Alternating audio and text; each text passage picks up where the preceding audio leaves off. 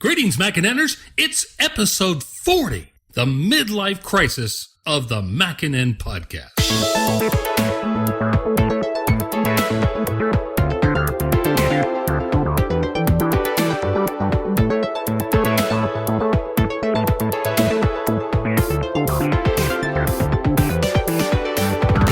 Welcome back, MacNNers. Joining me on this milestone episode is Malcolm Owen, one of our regular news writers. We're recording this on Friday, November 6th, and I am now in a little town called Pine Mountain, Georgia, which is, an hour south or so of Atlanta. And believe me, every week this month I'll be in a different city. But that's the way it goes. So I apologize for any echo you may hear here. Last week we had some terrible audio problems. This week I think we've got them nailed down. And so it's going to be me and Malcolm tonight. We're going to be joined later on by William Gallagher with his App of the Week. But before we do that, we'd like to dive into some of the big topics that have happened in this week's tech news, because that's what we do around here. And the first one I'd like to start off with is a feature that we noticed in El Capitan, or maybe I should say a lack of a feature, that prompted an editorial on the part of MacNN. We don't do them a lot. We're starting to do them a little more often now, but this time we thought it should be brought to people's attention because it could really have an impact on how you work with your machine depending on your setup. What we're talking about here is disk utility. Disk utility, for those of you who don't know, is a built-in app already on your Mac. It's on every Mac. It's been on Macs since the beginning of OS X, and that was quite a long time ago now. And it performs a few routine functions. It's actually quite a versatile little tool. You can create disk images with it. You can create encrypted disk images with it. You can repair permissions, although there was some argument about this, and we'll get back to that in El Capitan because things have changed a bit. But I'm talking about previous versions here. You could repair permissions. You could check the status of the drive. You could also burn CDs and DVDs back when that was a thing that people did. And you can create ISO packages and other things like that. So it was quite a little versatile tool all about hard drives and hard drive space. The new El Capitan version is a little bit simplified. But unlike what a lot of people think, it actually hasn't changed very much. What they've done is they've moved some features around, but they have actually taken out one important feature, and we'll come to that in a minute. First, though, I want to address the one that most people notice right away, which is that repair permissions, in the sense that we used to be able to do it in Disk Utility and Yosemite and earlier versions, is no longer there. Now, this is okay. And the feature hasn't actually been removed. What has been removed is your ability to invoke it manually from within the program. That's all. The reason for this is because the way Unix works and all this sort of thing, it would always throw up certain false messages, things that weren't important, but it would flag it anyway. And so users was always like, hey, I'm getting these error messages and I keep running the program and it's not fixing it, so something's wrong. When in fact, nothing was wrong at all. So I think that prompted Apple to just go, you know what, let's just handle this automatically and the users don't get to even look at it because they're just getting confused by what repair permissions even actually does, whether or not it's done it, and particularly because it's getting these false error messages. Who needs that? So they've hidden it. You can still get to it through the terminal as you always could, but they've hidden it and it's just handled automatically. So it's not actually been removed. And I just want to say, as we get into this next bit, that William Gallagher and I authored a series of features called The Feature Thief, in which we talked about times when Apple would rebuild an app and remove a lot of stuff, slowly putting most of it back and eventually building an even better app, but very often leaving people high and dry for a while. This is not a case of that, I just want to tell you. However, having said that, there is one feature that's been taken away. We'll come to that in a moment, but the next thing is burning CDs and DVDs. It hasn't been removed. It's actually still in the program. It's under the File menu under New. So, for example, you want to create a new hard disk image. You want to create a new encrypted hard disk image. You want to create a new image for burning. So it actually makes a great deal of logical sense for them to have moved it here in the first place. And as most Macs no longer come with CD or DVD burners, why waste valuable menu space with a command like that very few people are actually going to use anymore? The reason, of course, that people don't burn a lot of CDs and DVDs isn't because the machine doesn't have them anymore. It's because the drop in demand for that preceded it. So this is just an update that moves that command from one place to another. That happens a lot with Apple updates, and it can be quite frustrating if you don't know where to look. But once you find it, it's there, and it still works just the way it always did. So again, second thing that we talked about in the editorial, not really removed. So there is one more thing before I get to the big removal. Now, when you check on the content of the drive and how it's been allocated, you used to get a more detailed report. Now you get kind of a chart that shows you how the percentages of space is being used. But it doesn't break it out the way it used to, and that's made some people uncomfortable. Again, not really a removal of a feature, just a different presentation of the same information. You can still run for disk first aid on a volume, checking for errors and stuff, just like you always could. It's just more unified, simpler, simplified. Some people would say dumbed down, but I disagree. One thing that has actually been completely taken out of the current disk utility, although we suspect it will be put back in later, is the ability to manage a RAID array, a RAID setup. This can be quite important for some people, particularly if you're running a RAID, for example, or if you want to set one up. Disk utility no longer offers you that ability. You can still do it through the terminal, but again, not a lot of people prefer to use the terminal. There is third-party software solutions that can manage it. If your RAID enclosure didn't come with software that will manage it, however, you're going to have to spend some money on this, $25, $50, something like that. It's a minor expense, and typically, the kind of users who would want to set up a RAID in the first place are not uncomfortable with the terminal. So you could still do it for free through the terminal, but it's definitely a feature omission. And when this happens, usually Mike and I will get together and say, do we think this is going to come back? Do we think this is going to be updated later and that they'll restore that feature? And in this case, we think so, but we're not always right about this.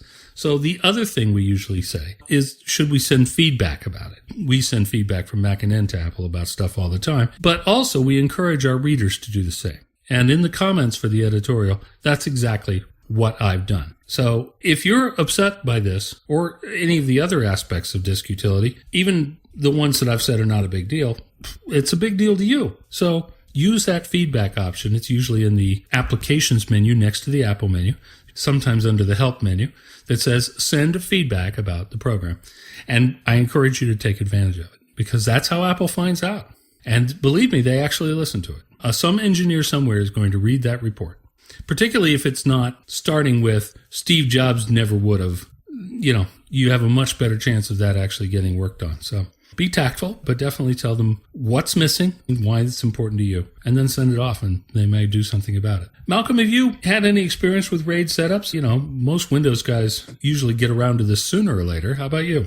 Yeah, in many cases, people would go to a RAID setup if they want to see the advantages of it. So things like data redundancy and increases in overall fetch speed for files and writing speed. And there are certainly use cases for that. Oh, yeah, definitely. But no, I haven't really got to the point at all where I urgently need to be able to chuck files onto my computer or to have one single volume or anything else like that. I've not reached that point at all. For those of you who've not ever set up a RAID array like this, there's basically two types. One is using multiple disks as multiple backups, so that one particular backup could fail and it's no big deal. You just replace the drive and carry on. The other is what's called a striped RAID, in which bits of your data are written across multiple drives under the theory that if multiple drives are retrieving the data, it's super much faster than it would be otherwise. But with the advent of SSDs, this has become less of an important thing than it once was. However, of course, you could also make an SSD striped RAID. So, yeah, that would be super fast. In fact, I'm hard-pressed to think other than Thunderbolt what could handle it. But there you go. If you're concerned about this, just be aware that you can still do it through the terminal. You can still employ third-party software to use it. In fact, many people would argue that the third-party software is often better than Apple's own soft RAID management. Sometimes the enclosures that you buy have hardware RAID management. This is the best. So you've got lots of options still. But if you were reliant on Apple's setup for this and you would like them to put it back into disk utility, use the feedback option, send them a report, let them know. Have you used disk utility yourself, Malcolm? You have a Mac Mini.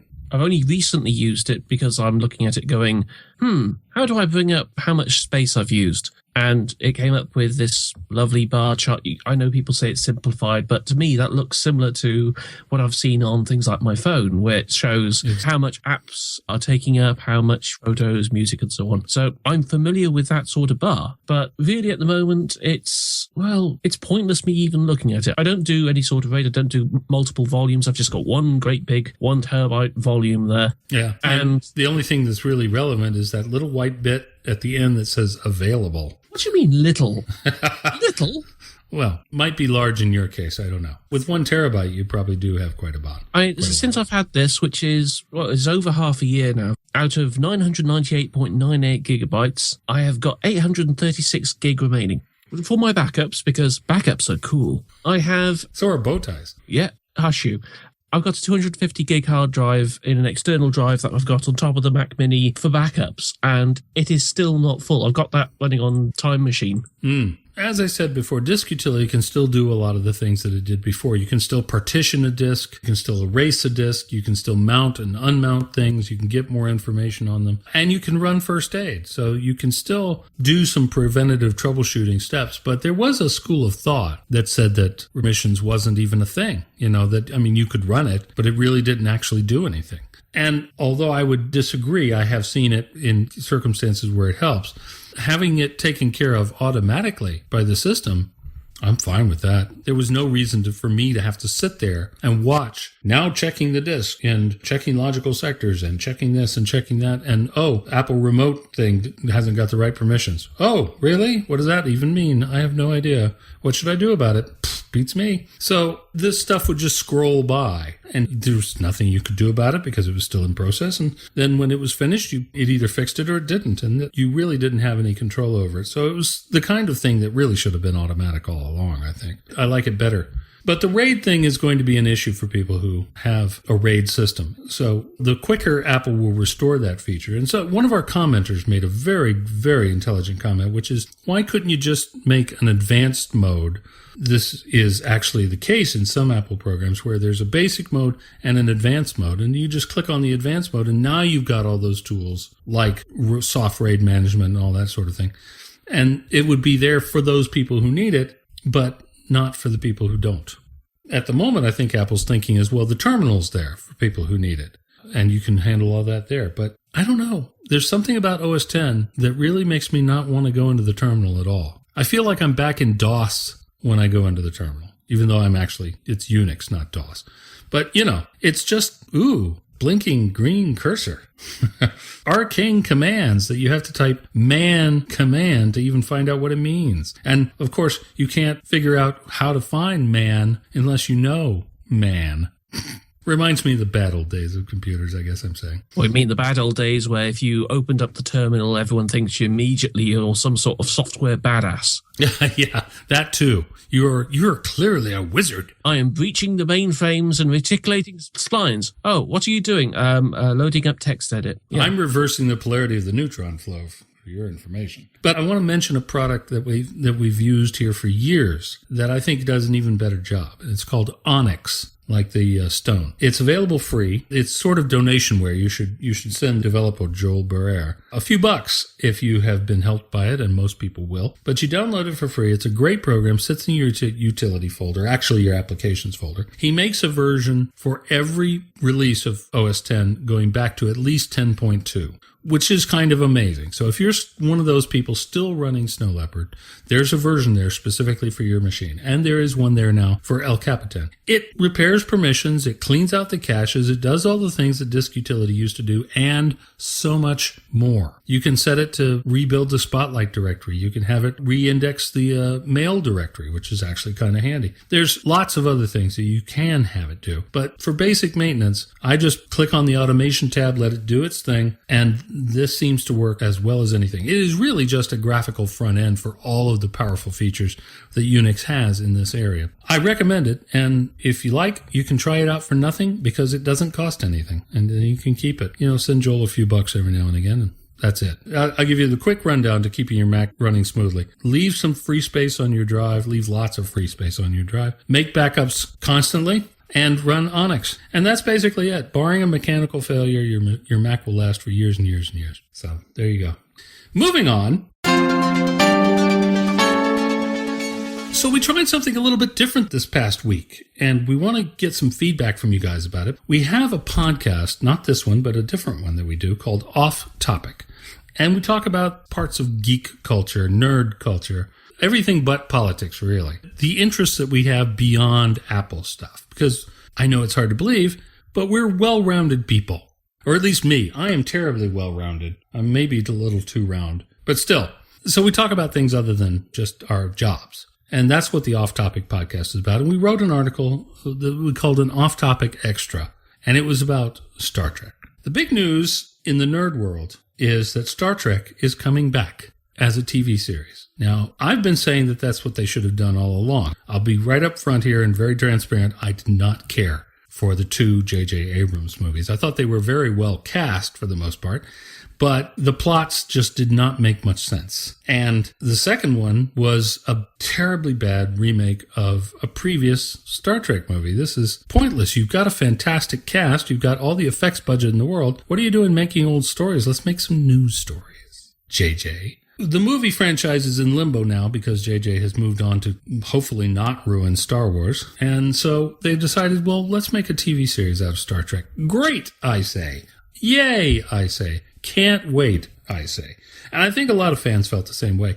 Obviously, we've got still a lot more to learn about it. I don't even know who's in the cast. Who's directing this thing? Who's involved? Do they suck? I don't know. But certainly television technology is there. The budget is there. The interest is there. So they have all the tools they need to make some great new Star Trek episodes. And I think that would just be wonderful if they get it together. But already we have some controversy. It turns out that after the first episode, CBS is going to put this new Star Trek series on its digital subscription service, which is called CBS All Access. Despite the name, you have to pay to get to it. And CBS All Access is a perfectly fine product on its own. You know, it gives you access to a vast library of old CBS shows, and there have been some terribly good ones over the years. Remember, is anybody here old enough to remember MASH, for example? So there's lots of good stuff in the CBS archives, and for that alone, you might be interested in CBS All Access.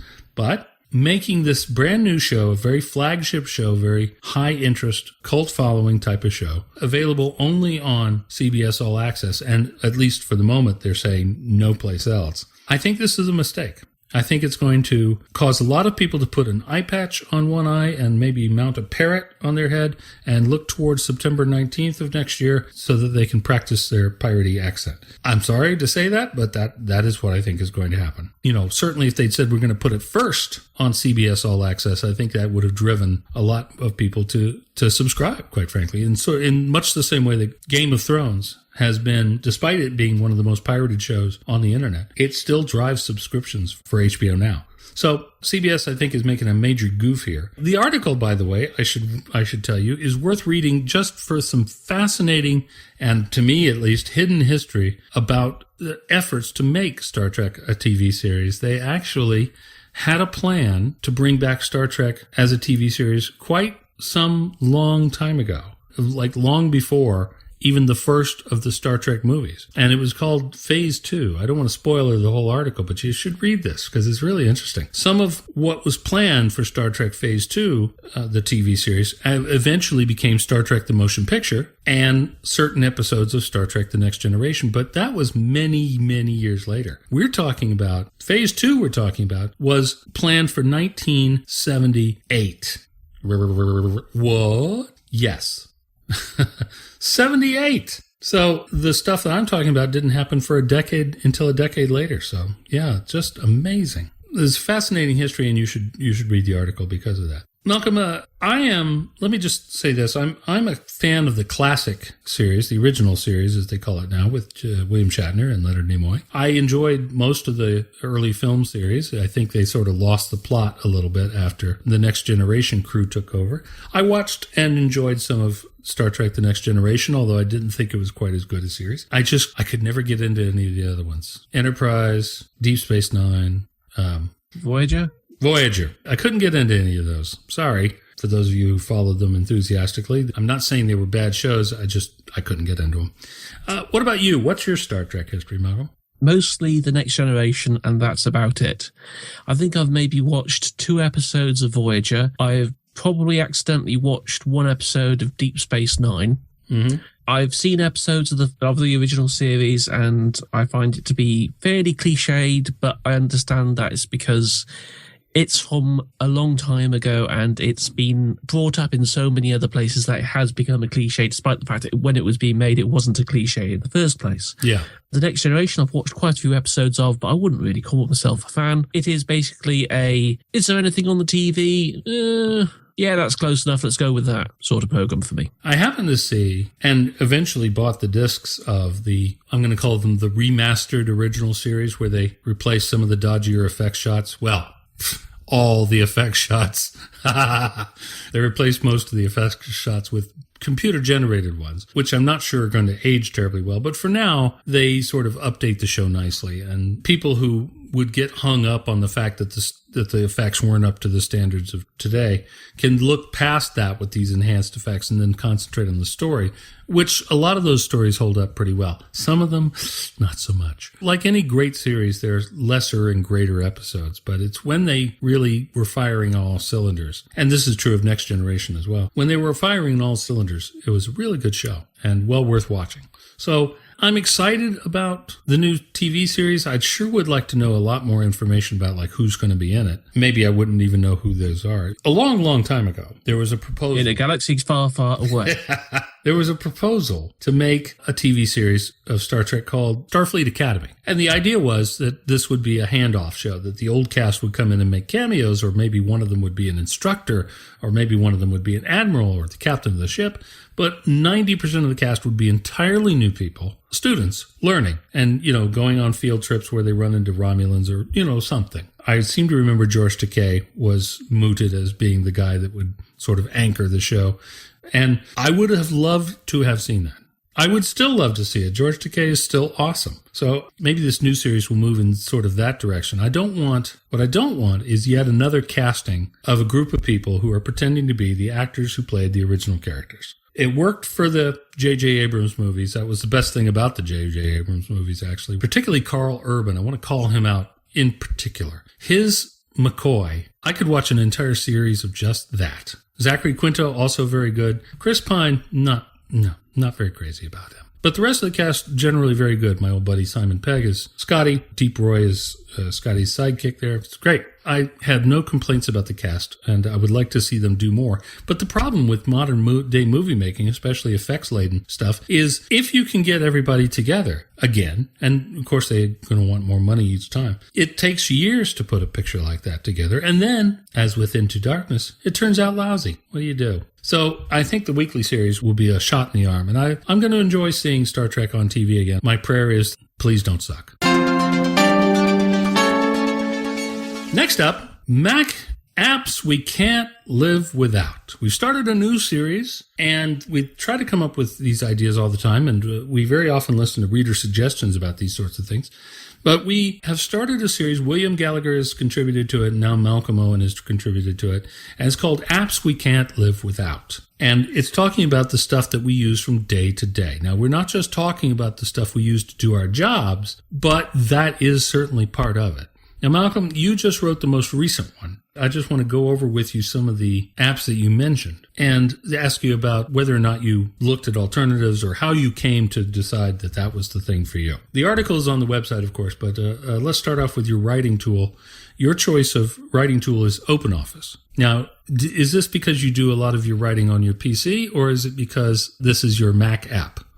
First off, when I started working, it was mostly on the Electronista side. Mm-hmm. So it didn't matter whether it was a Mac-specific app or one that worked on both platforms. I didn't care at that time.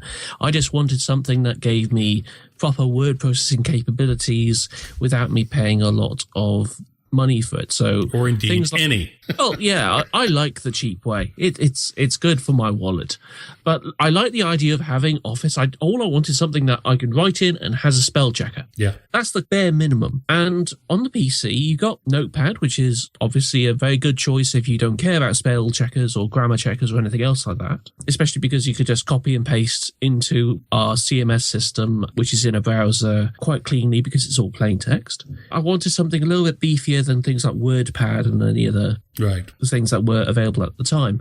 For years before, I'd been using OpenOffice, and I figured, well, seeing as though I've got to write for the site and I've also got to write in American. Yes. May I just take a moment on the podcast to compliment you? You write American better than the Americans on our staff. That's because I cheat. Now, except you don't talk about your guns enough. That is kind of a dead giveaway. Well, to be fair, I live in an area with high amounts of gun ownership, but that's because there's farmers nearby. With the use of OpenOffice, what that's basically done is it's allowed me to set up the app in such a way that I can have it to American settings and have the rest of the computer in normal British settings. Yes, I loved your line about you have the American English Dictionary set up to incorrectly get rid of the letter U. As someone who was schooled on how to spell in England, I applaud this. It is so easy to forget that you're having to write in American English as opposed to British English, Canadian English, or whatever. Canadian English is the worst. And I can say that because I live there. Canadian English is half English spelling, so color, C-O-L-O-U-R, but half American spelling, like tire or jail or any of that stuff. And so I just, civilization, realization, that sort of thing. Yeah. But generally speaking, I just want something that allows me to write in American English that can do all the corrections for me if necessary, and I don't have to think about it too much. Of course, it doesn't allow for changes of things, for example, lift and elevator. Yes, phrasings. Yeah, that's something that you have to actually learn. I'm sure there's word replacement things you could do with it, but I haven't really bothered with those. When I got the Mac at the start of this year, I thought, how on earth am I going to set this up so that I could do American English in a similar system? And it just occurred to me, why don't I just put OpenOffice on that? And I've got a save file that I use as a scratch page that I have on my desktop, which I just open up and it opens the writing app up and it's all set up beforehand. Yeah. So I just do that. I also have After the Deadline in there as well as an extension. Yeah, tell me, what is that? If you have a WordPress installed, you might have seen this as well as one of the options. It's basically an online service that it pings off to, which checks not only how you spell words, but also grammar and style. Yes, that's useful. So if it comes up seeing that you're using a lot of phrases repetitively, or if you're using like 58 words to describe something that would take 10 words, or if you're using passive voices and so on. Yeah. Generally speaking, things that are against what we try and do, because we do a loose AP style. Yeah. So anything that gets us closer to AP style is generally speaking better. So I use this and it says, this is useless. Write this again. But it does it with the annoying blue underlined squiggly. So it's more a case of, do this again, please. Oh, I see. So I'm happy with that. It doesn't automatically change it for me. It says, this is wrong, change. For imaging, you've picked a couple of different things, but let's talk about Pixelmator in particular, because that is a Mac native app. You also use GIMP, but that is a cross-platform app, and Resize It, I think, that may be Mac native as well. Yeah, Resize It specifically, I picked up in the Mac App Store. It's because on Windows, I had the same sort of problem of, you got a load of files, you got to upload them to the server, but you don't want to spend 45 years doing it because our connection is rubbish. So you got to resize them to something more appropriate and optimize them before you upload them.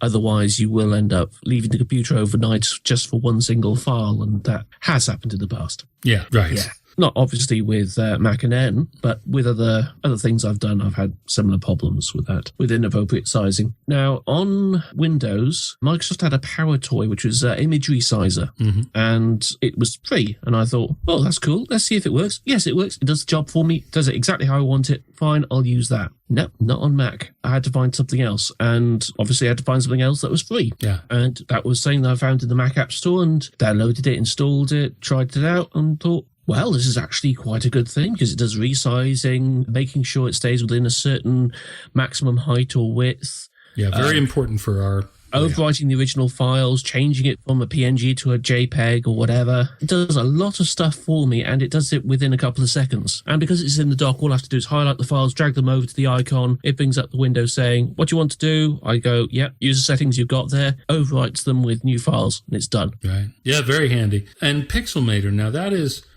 very much, well, I don't want to quite go as far as calling it an Apple reimagining of Photoshop, but that does seem to be like the underlying idea that the developing team had when they put it together. One of its early advantages was that it loaded way faster than Adobe Photoshop. You could be done with your photo cleanup job in Pixelmator by the time Photoshop CS3 or CS4 had loaded. So it was a big deal at the time, and it's also just a tiny fraction of the price of Photoshop. I wouldn't call it better than Photoshop. It's just that for 90% of the kinds of jobs people do in Photoshop, this will do it perfectly fine, maybe even better in some cases. That's right. I don't particularly want to spend £50 a month on Adobe Creative Cloud. Right. And even if you just use the $10 a month photographer's buy-in, as I do, which gives you Photoshop but nothing else, Photoshop and Lightroom, but nothing else, it adds up. That's $120 a year that you're spending on Photoshop. A reasonable price, in my opinion, but Photoshop, I actually use less and less often now. I'm starting to use Photos more for certain kinds of things because they have plugins now, but also Pixelmator is my go-to tool for, as you say, like, let's say, erasing a bit of background out of a photo that is otherwise perfect. Or, as we very often have to do, we find a graphic that is utterly perfect for what we want to use it for, but it's not quite big enough to fit our standard thumbnail size, which is actually much larger than you see it on the site. And so we have to, like, it's got a green background. Oh, we'll just paint in some more green background. Pixelmator is consistently faster at that than Photoshop.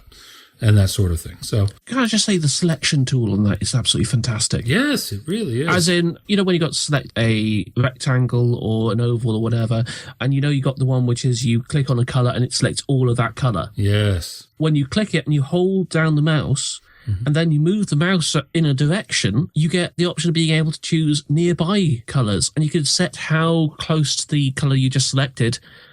You can spread it out too. So if your initial click only does one specific color, but it doesn't do all of it, you can move it just to the side a bit and it expands the range that it selects in terms of color. Yeah, this is fantastic for removing, let's say, a gradient background from a product shot or something like that. Yes. Terrific. Yes. I've forgotten exactly what it costs, but it's like $30 or so. It's some insanely low price. So if you haven't tried it, we certainly will speak very highly of Pixelmator. You also picked Vienna as your RSS tool. We obviously have to monitor a huge number of news sources. It's an important choice of tools. What led you to Vienna? Yet again, it's a transplanting what I do on the PC, but on the Mac. On the PC, I use FeedDemon, and I don't like changing the way I have to use tools if I have to. I like to keep things as simple as possible so I don't have to learn something new when I go to a different machine. So it's quick to set up and all that.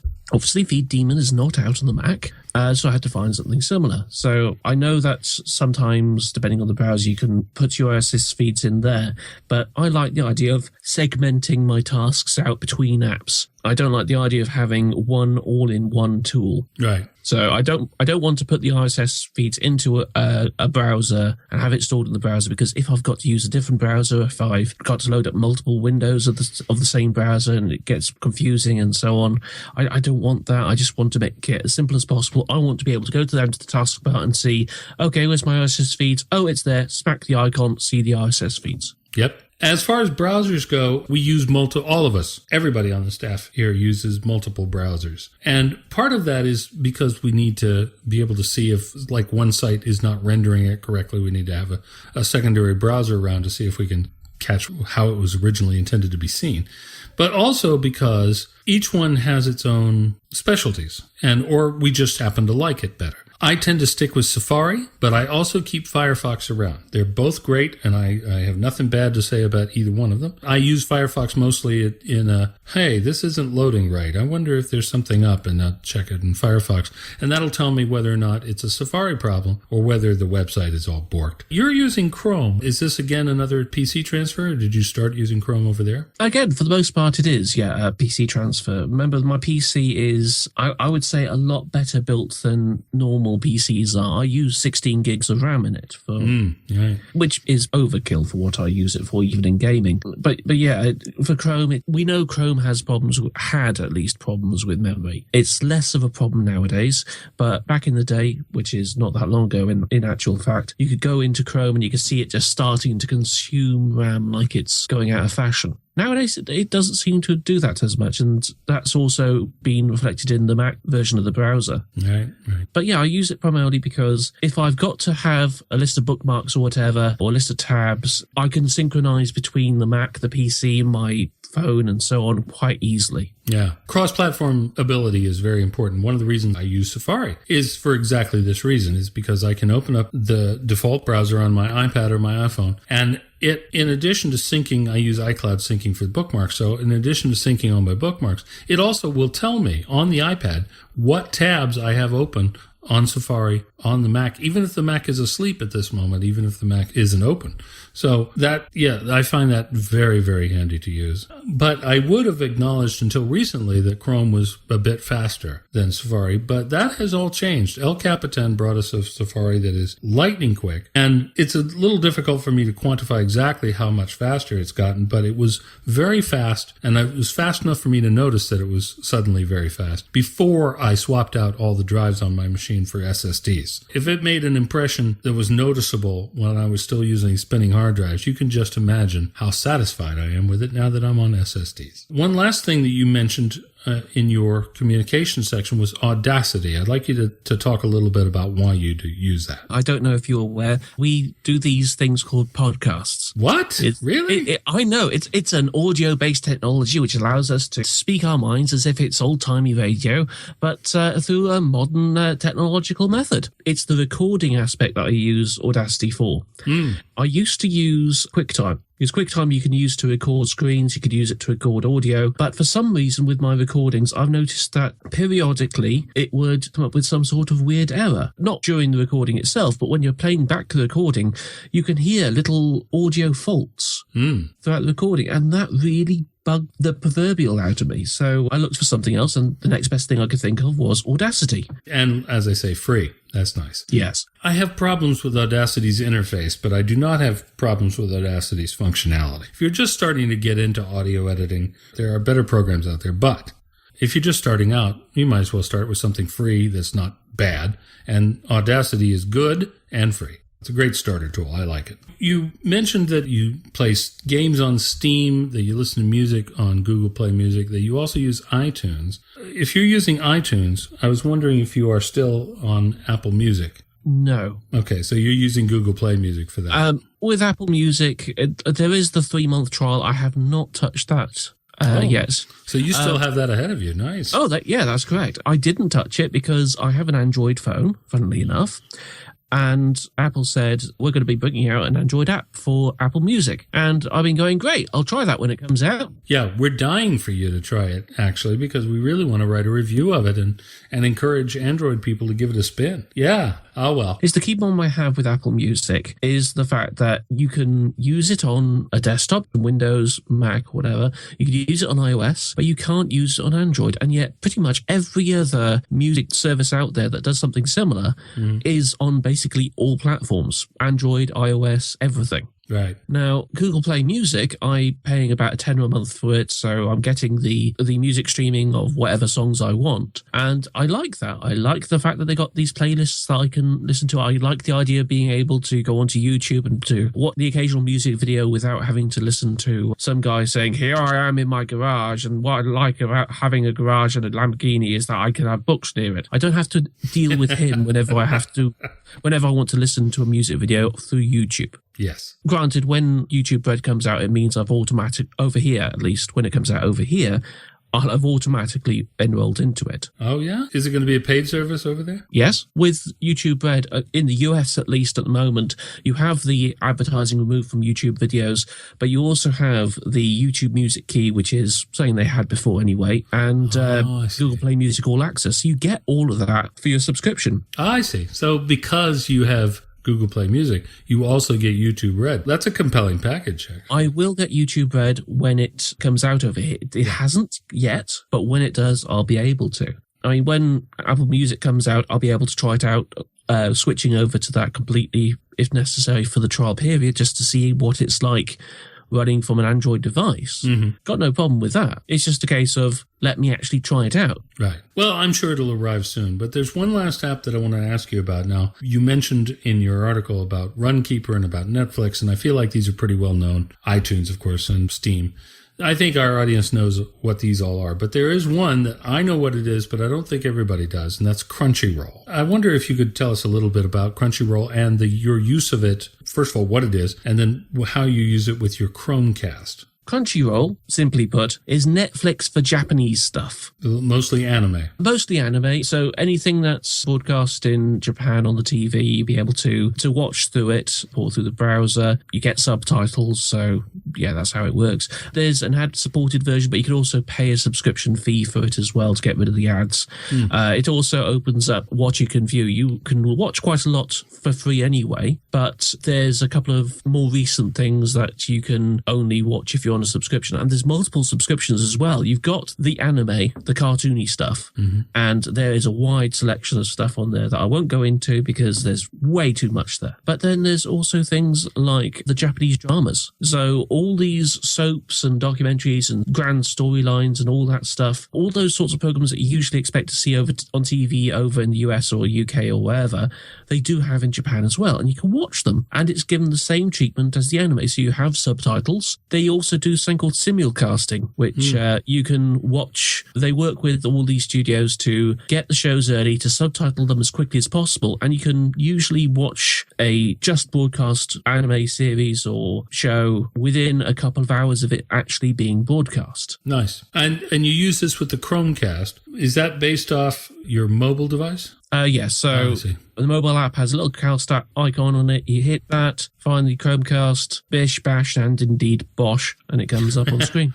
And this is an Android device that you're sending to what, your computer or HDTV? This is on HDTV. If I'm at the computer, I can just bring up the browser app easily. Right. If I'm at the TV, it's much easier, quite frankly, for any sort of streaming content to go into the app, find what I want, and just say, yeah, show me that. It is a brilliant interface to be able to just do it from the tablet or the phone. Yeah, nice. All right, excellent. So those are some of Malcolm's apps that he can't live without. I will say, though, that even though Malcolm's had the Mac now for quite some time, we still haven't managed to talk him into getting an iPhone yet. So there could be a sequel to this one day. Well, just to be clear, there was Back to the Mac, which was me switching back to the Mac, funnily enough, after a hiatus. Yeah. I'm kind of getting to the point where I'm going to have to get a new tablet. Oh, an iPad. Right. Yes. So I'm tempted to get a tablet, and that will be the next one on. Yeah. I probably won't be able to get an iPhone for quite a few months. Let's see, 2-year contract. Our conversion is incomplete.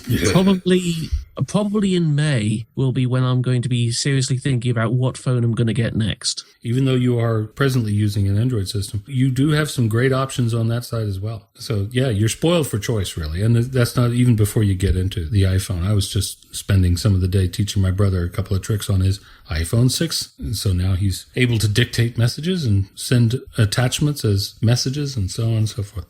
So yeah, we're having some fun with it. It's really a nice screen, I have to say. Thank you very much for that report. It gives us a little insight into what tools you use in the course of the day. I feel like as you continue to use the Mac more and more, you'll also find some other great tools. And as you do, we hope you'll share them with us.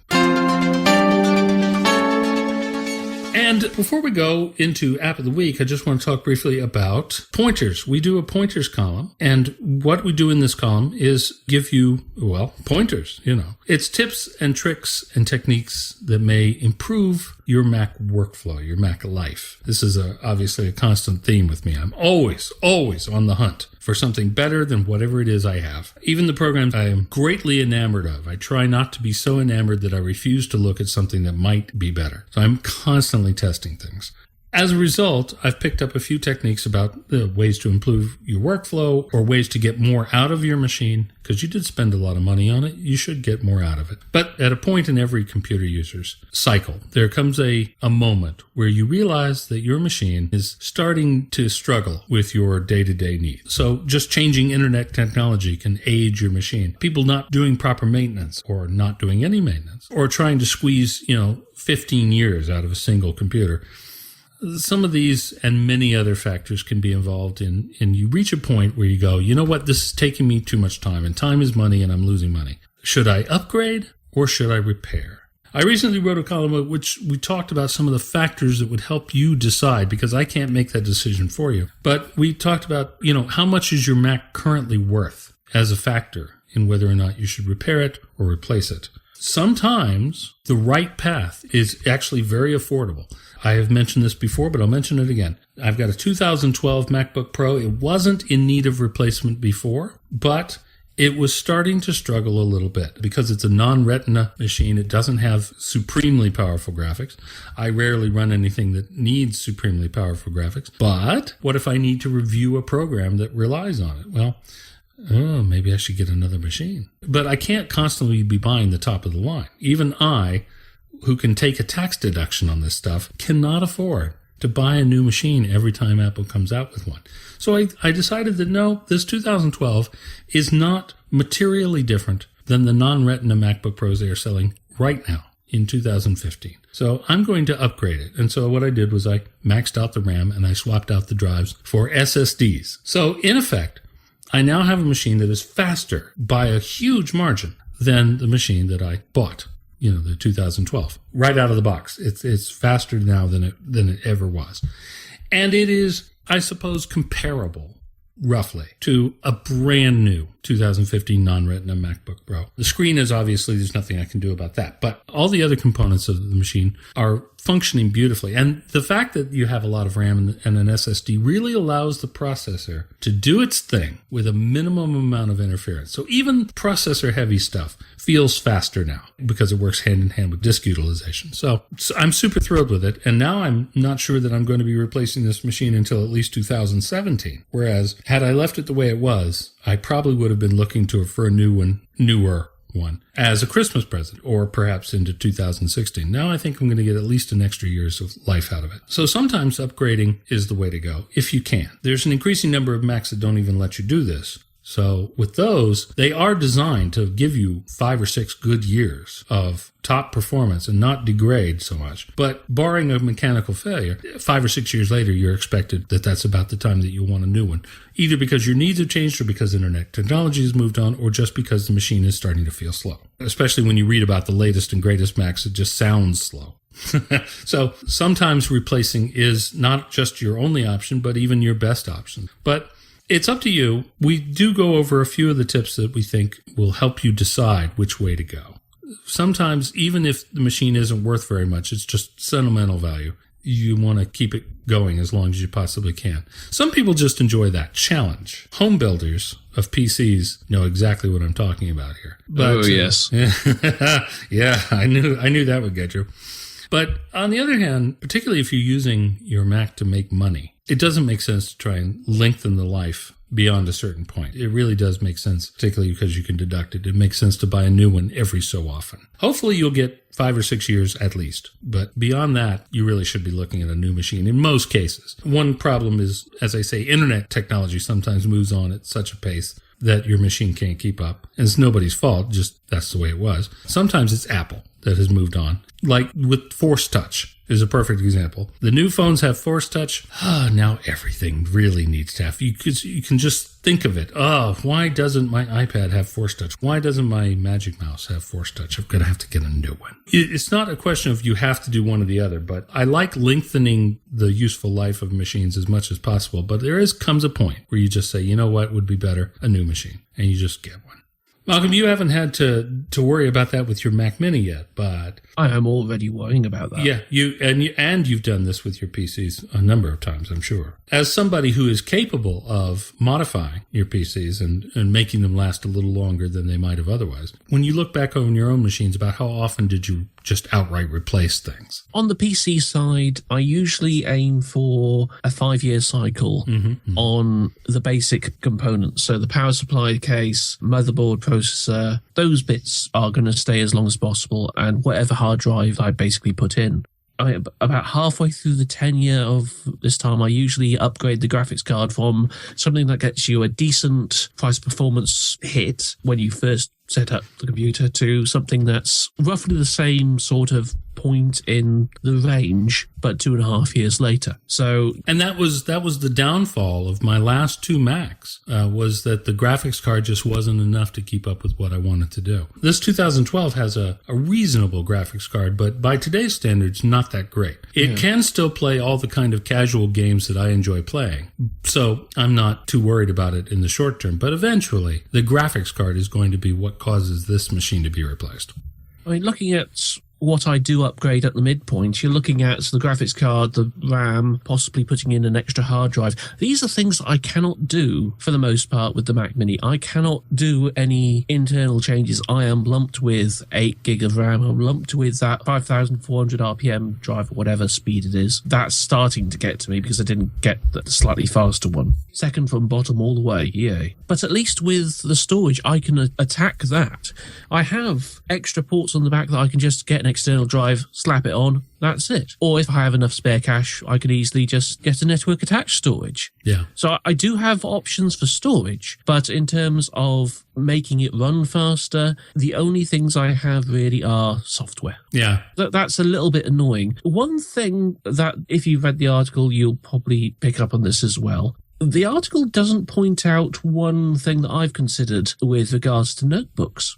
I have an ancient notebook, which is probably coming up to the 5-year mark, actually. Mm-hmm. So I'm going to be looking at replacing that. It's when you've got to carry 2 batteries RAM with you, it's never a good thing. No. I've already upgraded the RAM in it. I've already chucked a bigger hard drive in it. I can't do anything else really to it aside from allowing it to limp along. So what's the option that you're considering? Well, I've been sat here thinking I could get a MacBook, but those are expensive. I've got to get a tablet anyway. Mm-hmm. Why don't I turn it into an experiment of working off an iPad? I mean, surely if I can get a Bluetooth keyboard for it, and surely if it's a big enough screen and high resolution enough screen, if I'm using it for just writing and for not extensively editing videos or things like that, it should be more than enough for me. Yes, that's true. I use my iPad. I have an iPad Air 2, and I will very often decide I don't want to bring the whole kit and caboodle out with me to go to lunch or to go to Starbucks or whatever. And so I will just pack a keyboard and the iPad into a little case that I have for both of those, and I'll take them off to the coffee shop. And I can write quite happily most of the afternoon that way. Caffeinated, obviously. I mean, when I eventually upgrade my tablet,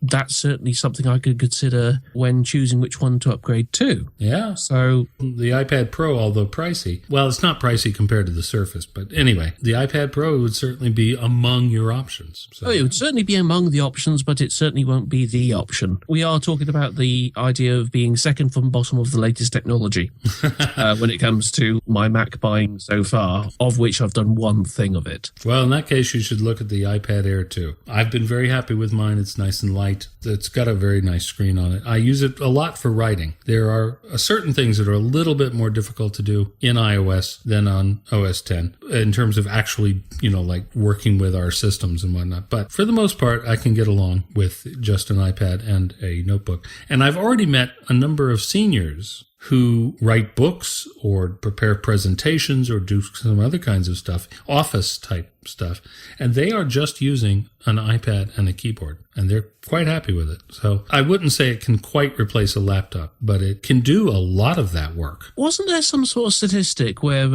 someone said that Tim Cook uses an iPad for 80% of his tasks or something like that? Yes, I think Cook himself said something along those lines. A CEO is a bad comparison because honestly, they also have an army of humans to help them.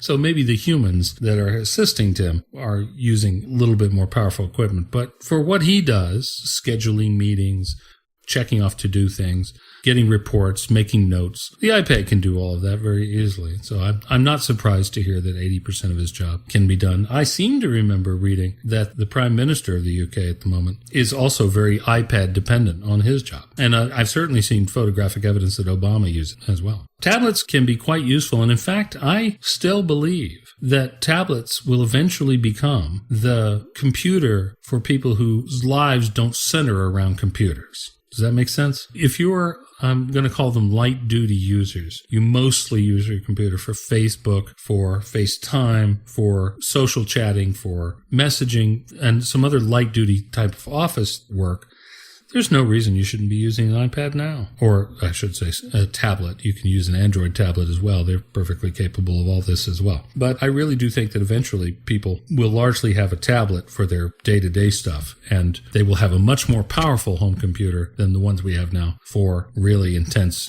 for the things they really need to do.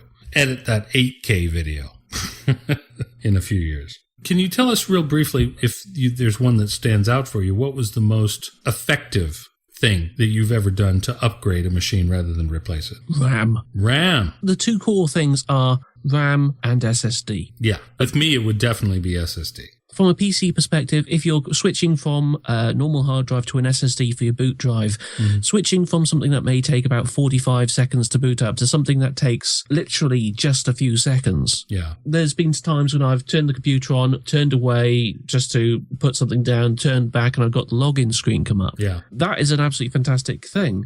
But upgrading the RAM, if you are finding things to be going fairly slow, or if you're finding your system doing a lot of hard drive thrashing with page files and that sort of thing, because you like to run a lot of apps simultaneously, or need That's right. If you are someone like me, then just having a lot of more RAM is useful. I mean, I use it in the PC for gaming, but at the same time, it means that I could have like 20 tabs of Chrome open and not having to worry about killing the amount of resources available for other apps. Right. With my laptop, it originally shipped with 4 gig of RAM, and I'm going, this is horrible. This is slow. No, actually, no, this is quite nice. Thank you for the kind present. Yes.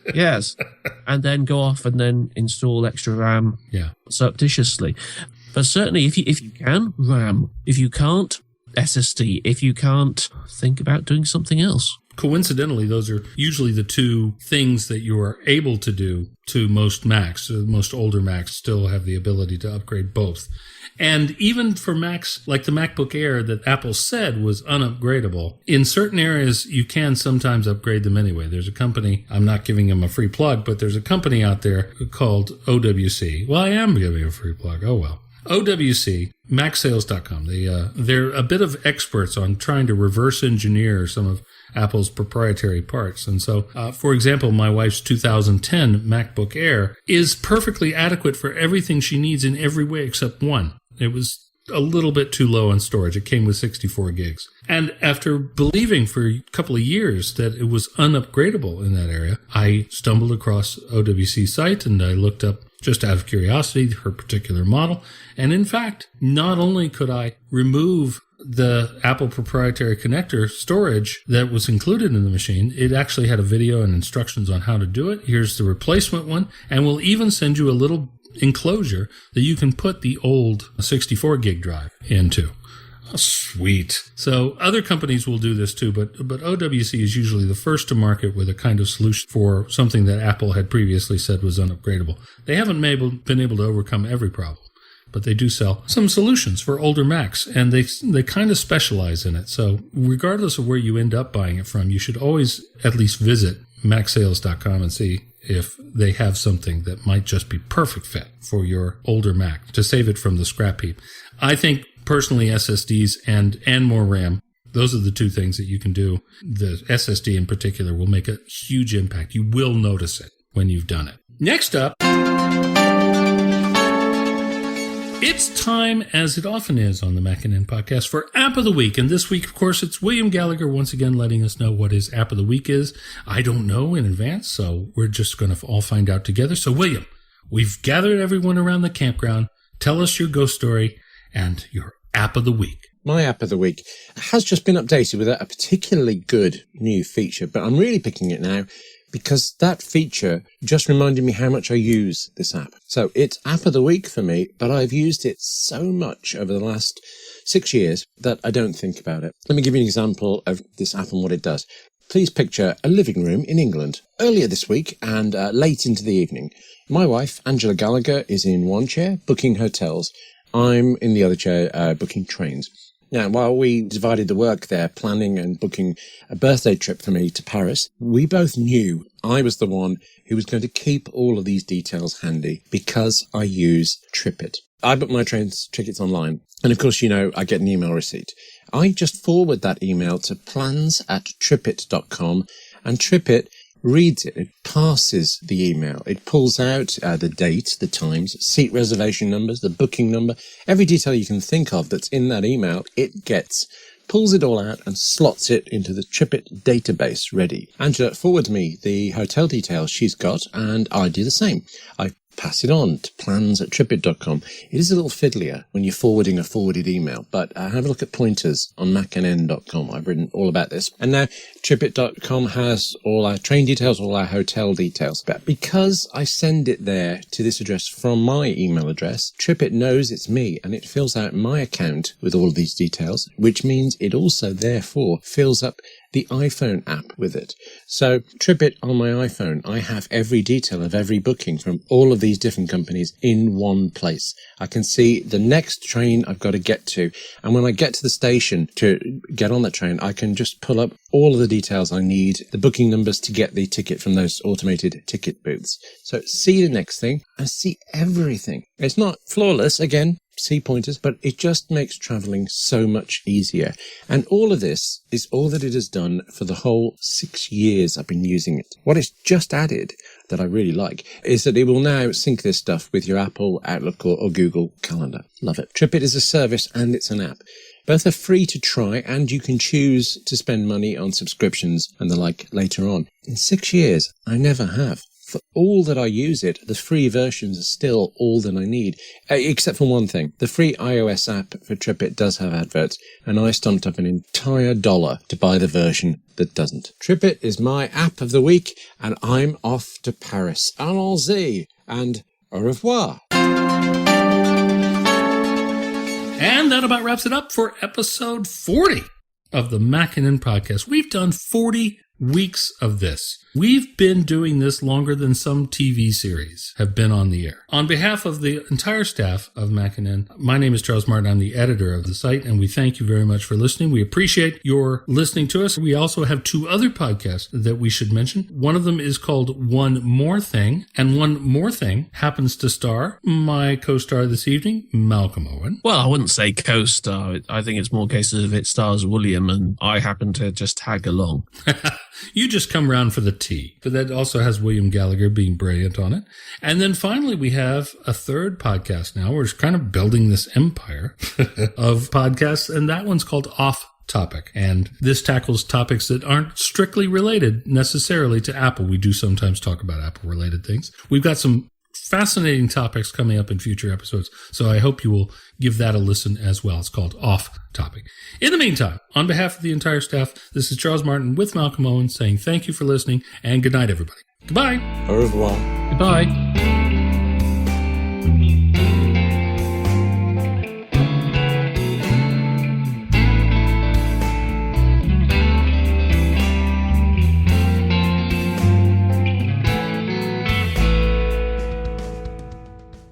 Some sort of weird error, some sort of weird error, some sort of weird error, some sort of weird error, some sort of weird error, some sort of weird error.